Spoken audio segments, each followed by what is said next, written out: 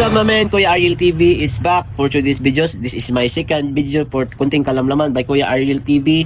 Mga idol, meron pong nag-send sa atin ng message at kung sino, ano ang kanyang katanungan. Let's watch this. Kuya Ariel, ano ang topic natin sa ngayon? At ayun, ang kanyang katanungan ni By Rodney Elostrissimo, isa ding content creator dito sa ating mahal na isla. Pag-follow and share natin siya, mga luday, adik sa kape, alright. Mga idol, ang topic natin sa ngayon, ating pag-usapan ay ang tungkol sa niyog. Kuya Ariel, ano nga ba ang niyog? Ano sabi mo, By Rodney? Tinatanong mo ako kung saan ba galing ang niyog at ano ang kwento nito? Ang sagot ko ay bahala ka dyan, hindi ako ang iyong guro. Pumasok ka sa school at matuto kay ma'am. Bali, nagbibiro lang ako, mga idol. Sasagutin natin ang katanungan ni By Rodney Elostrissimo, adik sa kape, alright. Ang kasaysayan ng nyog, mga lode. Ang nyog ay isa sa pinakamahalagang halaman ng Pilipinas. Ito ay kilala bilang puno ng buhay. Bakit? Dahil halos lahat ng bahagi nito ay may gamit mula sa bunga, dahon, bao, bunot at hanggang sa maging kahoy.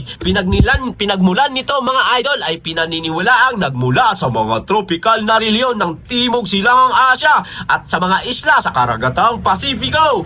At bakit naman? Dahil nakakalutang ang bunga nito sa dagat, nakakarating sa iba't ibang bahagi ng bansa at pulo na maging sa buong mundo.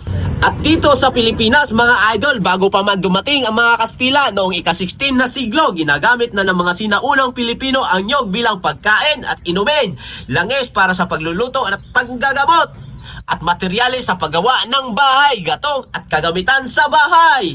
Noong panahon ng Kastila, mga idol, ay lumalawak ang pagtatanim ng nyog dahil sa lumulutang pangangailangan sa kopra, pinatuyong laman ng nyog at langis ng nyog na para sa kalakalan. Pero nung makabagong panahon, mga idol, sa kasalukuyan, ang Pilipinas ay isa pa ring pangunahing producer ng nyog sa buong mundo. Mahalaga ito sa ekonomiya dahil nagbibigay ito ng trabaho at kabuhayan sa milyon-milyong Pilipino o ating mga kababayan. Kahalagahan ng mga nyog, mga idol, ang pinagkukunan ng gata at buko Diyos. Ginagawa ring langis, sabon at iba pang produkto. Nagbibigay ng kabuhayan sa maraming magsasaka. Bahagi ng kultura at tradisyon ng mga Pilipino, mga idol.